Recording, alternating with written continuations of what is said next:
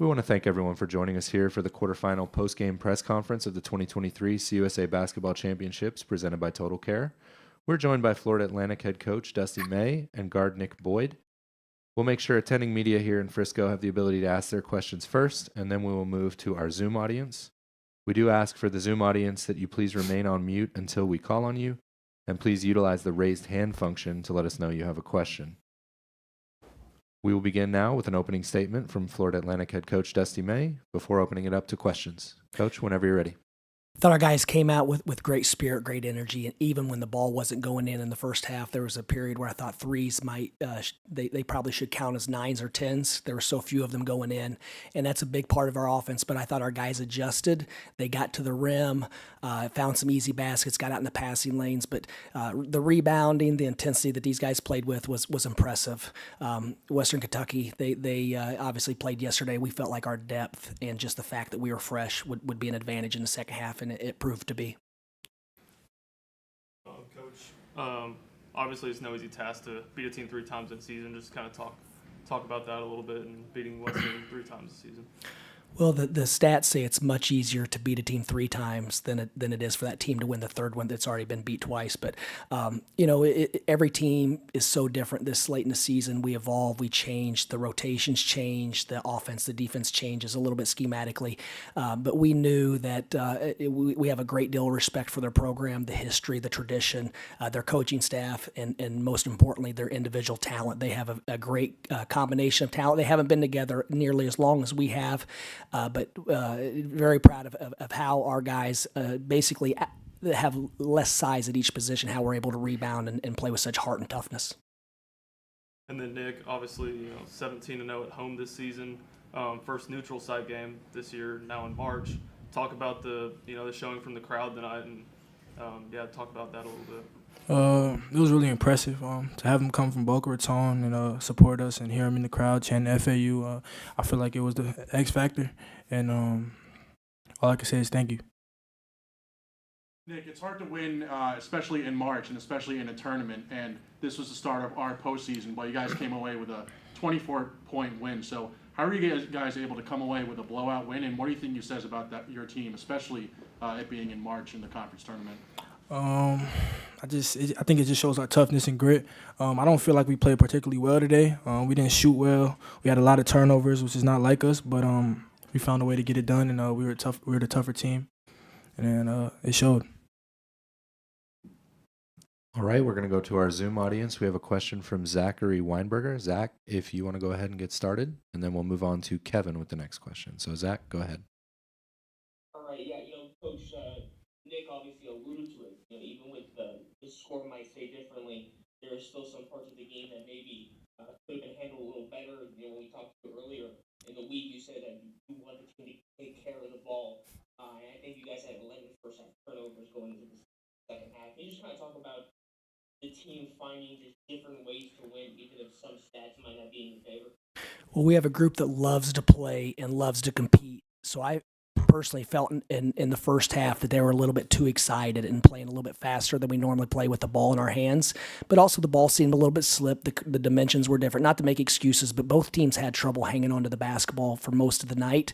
But yeah, we know if we don't turn it over, then we have an excellent chance to win because we have so many offensive weapons. I thought Nick really settled us down in the second half in the pick and rolls. He was quarterbacking it. He was getting to his spots.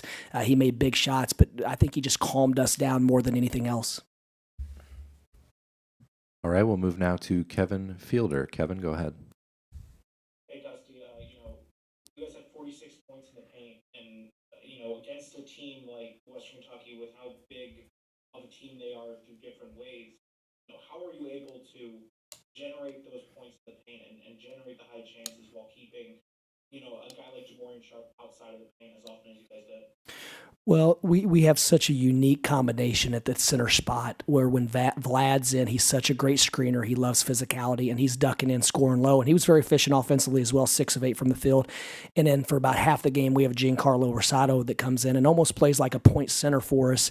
So it's almost like you're scouting and preparing for two different teams offensively. But our guys, we always have 4 shooters on the floor, so the floor's spaced. And we just want want to take what the game gives us. If they're staying at home on shooters, we want to get to the lane, get to the rim, and make plays. If they help, then we need to read the cue, kick it to the open guy. So our guys do a great job of simply taking what the game gives us night in, night out. We'll move now to Richard Pereira. Richard, go ahead. Hey, Coach. This defense was spectacular, limiting Western Kentucky to 27% from the field and 21% from the three. How important was it for the team to start out the tournament with this type of defense? Well, as you guys know, the last three questions are guys that cover us regularly.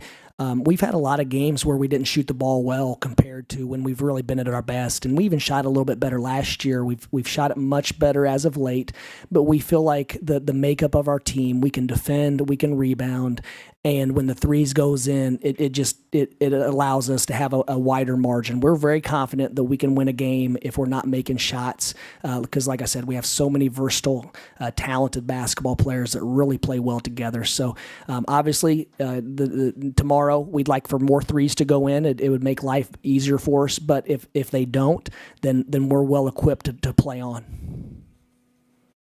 And we'll go with our final two questions here. First to Zachary Weinberger. Zach, go ahead. This one's for Nick. Nick, obviously, there's a lot of times throughout the games where there's missed threes and maybe seemed like that the possession was kind of in the dirt, but you're just the one that's flying in there for the offensive rebound, hitting the buckets. Is that sort of the mentality that you want to bring, that every possession is not dead until you can get that rebound? Of course. I feel like as a team, that's the mentality we bring. I mean, if you look down the line, you could talk about Nelly, Elijah. I mean, Elijah didn't shoot well. He didn't play his best game, but he had 7 rebounds, and he came up with some big ones that came off from threes. And, yeah, like you said, that's the makeup of our team, not just me, but everybody's. We go and joke about a pit bull mindset, so everybody wants to be a pit bull out there, and that's what we're going to bring every day. And to our final question, we'll go back to Kevin Fielder. Kevin, go ahead.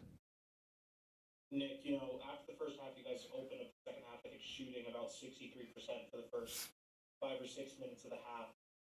Was there a change in the shots you were taking, or was it more so just shots going in, that weren't going in the first half? I think it was a change in the shots we were taking. I feel like the first half, it's the first game, so we were a little rushy. The ball was a little sticky, and second half we kind of just flowed, and we got some open shots, and they went in. And even though in the second half we even got better looks, they didn't go in. But I just feel like it was just our mentality on what type of shots we're going to take, and that's just who we are. We take A shots all the time, and we won't settle for nothing less. All right. Thank you both so much for your time. Congratulations and best of luck tomorrow. Thank you, guys. Thank you.